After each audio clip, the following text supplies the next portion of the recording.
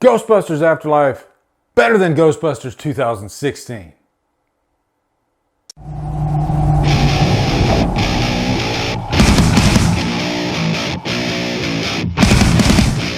Ghostbusters Afterlife stars Paul Rudd, Carrie Hoon, Finn Wolfhard, McKenna Grace, and is directed by Jason Reitman. What's up, guys? Big day. This is the very first review with the unfinished Drumdums Evil Lair. I literally live in Orlando, Florida right now, and I'm exhausted. The house is nowhere near complete. You saw in my last video, I showed you that we're still getting boxes, painting. I was able to throw all this stuff together as best as possible behind me because everything around me on this side is in complete disarray, okay? So I would say the Evil Lair 7.0, the backdrop, it's getting there. But the show must go on and I still got to review stuff. So this will probably change. I mean, this is the core of it, okay? This is what I'm going with, but it'll probably change throughout.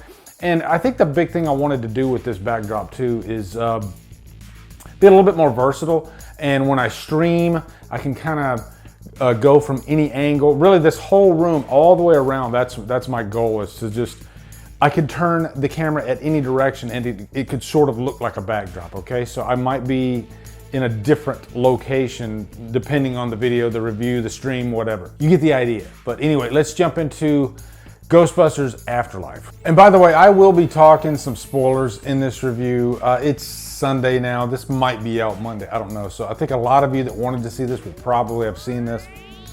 But there's a couple of things that factor into the pros and cons that involve spoilers for this movie. And I feel like I need to get them out there. I'll give you a warning before I get to the spoiler stuff, and it's usually going to be like the back half of the review, but I'll give you a warning. But anyway, first off, let's give you a quick plot synopsis. Obviously, this takes place 30 plus years after the original. You see one of the original Ghostbusters at the beginning, or who we think it's a Ghostbuster. He lives like a hermit in this secluded house, which looks kind of like a haunted house, just out in this field out in Oklahoma. And there's definitely some ghost action going on with this mountain and everything. And he's giving it one last hurrah to put an end to that particular ghost. Beginning of the movie, okay? And he dies. They don't show you who the person is, if it's a Ghostbuster or not, but we pretty much know that it is, you know? So then his daughter comes into play, played by Carrie Coon. This guy is estranged, okay? She doesn't have a good relationship with her father whatsoever. Her children are very eccentric. You got her son, Trevor, played by Finn Wolfhard. Everyone knows him from Stranger Things. But the one that really grabs my attention is Phoebe, played by McKenna Grace, who really reminds me of a young Gina Malone. As I was watching this, I was thinking, man, she looks like Gina Malone did like in Donnie Darko, you know? She's gonna grow up, she's gonna look just like Gina Malone. I just know it, I can feel it, I can feel it. This is probably the best part of the movie for me, honestly, is this child, Phoebe, because she's so eccentric, she's the outsider, she's highly intelligent. There's this nice scene too with this chessboard, and she moves one of the pieces, and the ghost moves one of the pieces. So that's a nice added new type thing compared to the original. But of course the ghosts get out and these children have to figure out a way to put an end to it. So they're kind of the new Ghostbusters. So guys, let's dive into pros and cons. And I would say, just to be safe, from this point on, if you don't want to know anything, I'd probably skip down. I think this is a middle of the road movie for me. So if you want to know my thought, my general thought on the movie before you leave, you vacate, yeah, middle of the road, better than Ghostbusters 2016, not saying much at all. I really don't like that movie. Almost hate it. This did have some good things going for it. I kind of touched on Phoebe. I think Phoebe was a great character, a lot of potential there. And she does have some nice moments.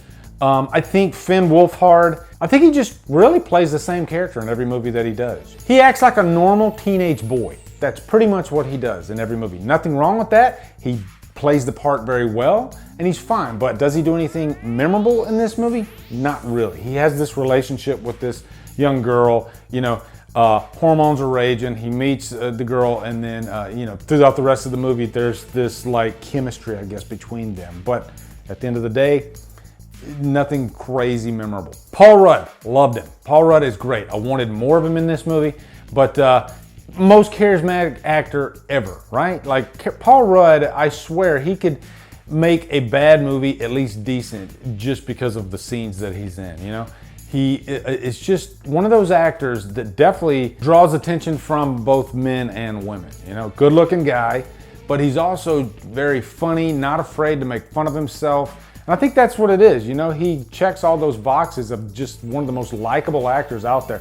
He has some really funny moments in this movie, especially like involving the scene in Walmart, which was really hilarious because he's just going straight to the ice cream. And I do that. I like going straight for the ice cream when I go to Walmart or any grocery store. His reactions to what's going on. There's this scene with all these marshmallows, you know, turning into the I guess mini Stay Puft Marshmallow Mans. Because what are you gonna do? You had the giant in the first movie, right? So let's make them mini in this movie and just have a bunch of them. So there's some fun moments with those scenes too. Oh, and one more thing that was really cool about this movie was the homage to Harold Ramis. Because Harold Ramis, we lost him a couple years ago. And so at the end of this movie, they had this nice moment, you know, because he was the grandfather. It's revealed that he's the grandfather. And he has this connection, especially with Phoebe throughout the movie. Like there's no connection with him and his grandson, Trevor, which was kind of funny. It was nice to see like a ghost of Harold Ramis. They don't have him actually say anything. It would have been cool if they threw in like an actual audio bite from Harold Ramis in there, you know, maybe even something from like the first movie. It was a nice gesture from Jason Reitman, you know, to put something in like that, and it kind of brings it full circle too. So that was a good thing. But really overall, I guess getting into the cons of the movie, and this is where we jump into the spoilers. Of course, the original trio are in this movie. At the end, they're suited up. And they just kind of show up out of nowhere. You know, there's really no build up to them. Not that much. Yes, Dan Aykroyd is in a scene. He talks to Phoebe. It's kind of nice. So I get how they got from A to B to C, but it still felt kind of shoehorned in for fan service. And that's a big part of why I don't like this movie that much. Or I guess disappointment, that's the word, is because it does feel like a big fan service nostalgia, member berries type of movie. And at the end of the day, what I was telling myself was, if I want to throw in a Ghostbusters movie, I'm probably just going to throw in the first movie. It has some really fun moments. And by the way, the direction, very good by Jason Reitman. It felt like an homage to like Steven Spielberg, weirdly enough. A lot of the scenes just felt like something put together to mimic Steven Spielberg, for lack of a better term. You know, just the way the camera moves. Spielberg had this knack for making things just feel big and epic just by the way he moves the camera. And you see that in every one of his movies. And for some reason, I was thinking Steven Spielberg when I was watching this. Another thing is, you know, Gozer. It's nice to see Gozer from the first movie. But again, it's just like the same villain from the first movie. Probably not as great as the character was in the first movie.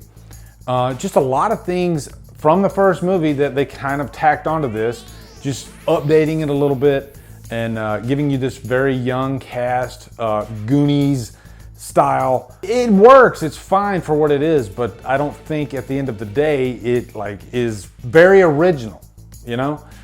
For a Ghostbusters movie, I want something that pushes the story forward.